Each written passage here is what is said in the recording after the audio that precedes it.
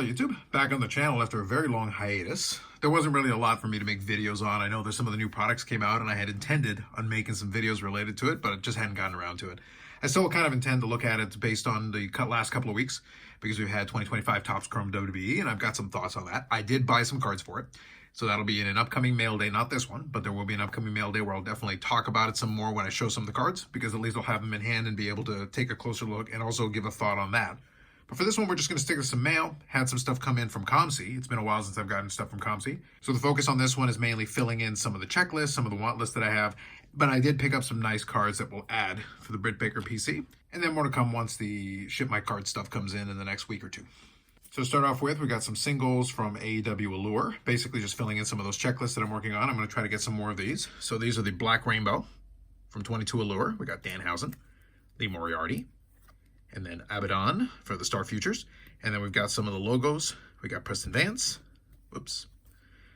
Andrade El Idolo, and then Jim Ross. So again, all these are the numbered ones. And number 299 for 22 Allure. Gonna have some stuff from 23 Allure probably in the next mail day as well.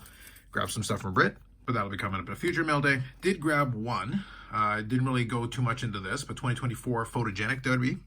So I grabbed JC Jane for that one. They did use a pretty cool photo on that, since the focus is on the photography on this one. There are a lot of different parallels for it, but it's one of those things where I wasn't interested enough to really chase much of that. I definitely did a different tact to that on Topps Chrome, though, because I did see one insert that I was very interested in, so I ended up picking up a bunch of versions of it. And I'll showcase that, and I think I got most of the rainbow, so actually pretty good progress on that. Next one here is actually one of those categories that I've shown before where I'll see something, and if the price honestly is pretty good, it doesn't even have to fit into the main thing I'm collecting, but I'll grab it. And, you know, I'll figure out what I'll do with it after the fact, but I just thought the price was right on this one. So from 22 Metal Universe AEW, we got the Lance Archer Green PMG. Got him there with a couple of the Kendo sticks. The Murder Hawk Monster. It's cool. So there it is. It is the first 10, so that is 10 of 100, so part of that. Kind of a fun one. Great looking cards though. And it's one of those things where if I see a green PMG and it's cheap enough, I'll probably grab it. Again, I'll look into possibilities of what I may end up doing with it, trade or sale or whatever. But in the meantime, I don't mind throwing it into the box. Next up here, we got some of the Britt Baker cards, filling in some of the gaps. Checklist is getting kind of small, even with the new Allure, because a lot of the stuff that I needed, I was able to get. So we definitely made some progress on it. But this one was one that kind of was sneaky. This is from the retail, 23 Upper Deck. So that's kind of the retail gold version of it. They did have two that look very similar to it, but I needed this one to fill in the checklist, so that's going to go in the Z Folio. And then with E-Pack having come out not long ago for 2023, and then 2024 just came out on E-Pack now, so I'm going to be chasing those as well. I was able to grab the silver foil, so that's an E-Pack exclusive. Doesn't look like much, but it is labeled appropriately, so we've got that on there. And then the speckled one, which is a little bit more, so you can see that a little bit better. There it is, speckled foil.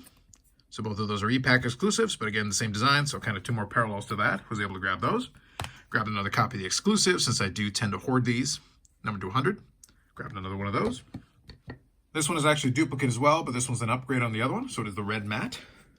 Numbered to, what is that, 50. 50 on this one. So this one's kind of more of a 50-50 split in terms of the matte piece. Pretty good. This next one is actually a new one, didn't have this one. So the red memorabilia, which is a t-shirt piece. Number 249. Not sure why they went with 49 for this, but 50 for the matte, but nonetheless, there's the t-shirt piece on that, red memorabilia marked off. So that one's off the checklist as well.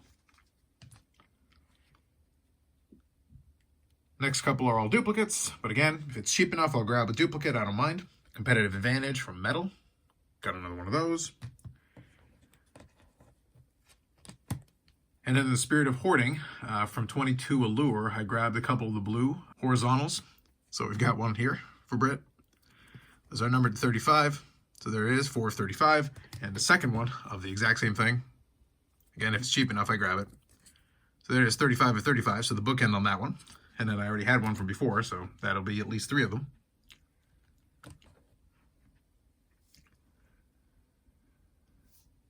Now, next up here is one that I actually want to say one quick thing on. It is actually one of the nicest cards of this mail day, and there's some fun ones here that I like, but I will say this one. This is actually from the 23 Upper Deck, but it's one of the achievement cards, and they had a insert set called Queens of the Ring. So here it is.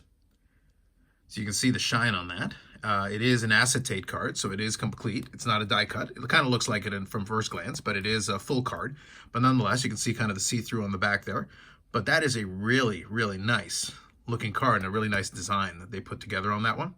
So my issue with it really comes down to the fact that it is a very nice card, but it's an achievement card. So it's one of those things where I look at something like this and go, this would look fantastic in one of the actual sets that you pull in the boxes.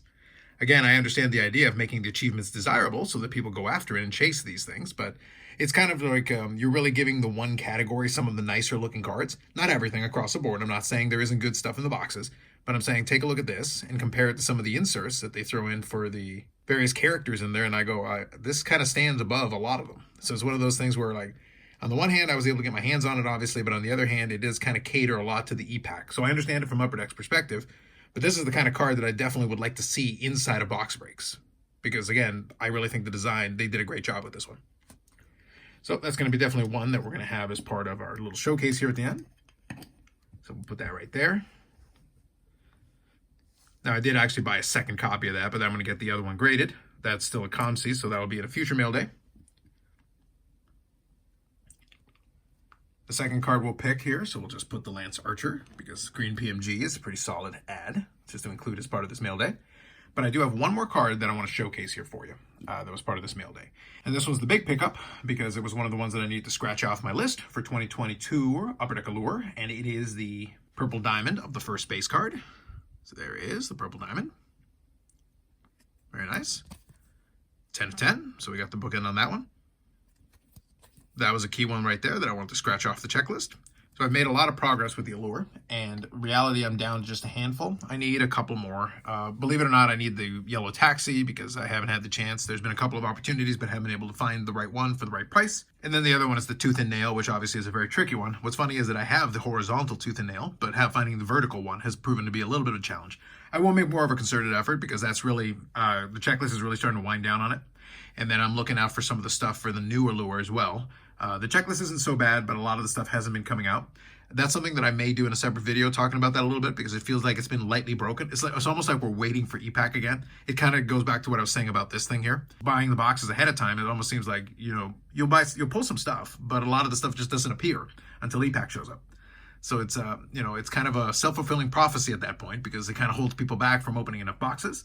So not enough stuff gets into the marketplace, which means, you know, what's the motivation to open boxes? I've already seen a lot of softening on the sale prices of the new Allure compared to the previous one for similar type cards. A lot of that is related to the product because some people are a little bit cold on it.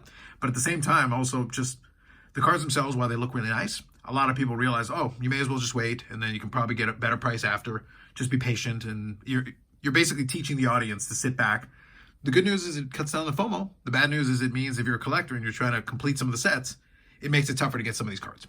But the good news is, at the very least, Upper Deck did get 2024 Upper Deck Flagship on e-pack a little bit quicker than 23. We didn't have to wait a whole year, which means that some more of these cards are going to start surfacing. I was already able to get my hands on one, so that'll be in a future mail day that we'll check out there. But again, it's going to be through COMC because it came through e-pack. Same kind of thing as what I've been talking about. Anyway, that's it for this one. A lot of fun cards. I really, like I said, I really am a big fan of this one. This one was a great pickup, and this one was just a really cool card that I got a great price on, so I'm very happy with that. I'm going to throw these into the boxes and into the binder, and then we'll kind of keep chipping away because the next mail day that I'm going to have from Chip My Cards is definitely going to be wrestling card heavy. So there's going to be a bunch of stuff there for sure, and I'll be able to showcase a little bit, even show us some more WWE cards. We'll have a little bit more of a mix on the next one. With that all said, that'll be it for this one. I'm going to kind of work out some other videos that I want to do, not just waiting for the next mail day, so that'll be the plan. Don't want to necessarily wait 3 weeks for the next video, so I'll come up with some stuff and we'll put something together to throw on the channel. Otherwise, like if you like the video, subscribe to the channel. Thanks very much, and we'll catch you in the next one.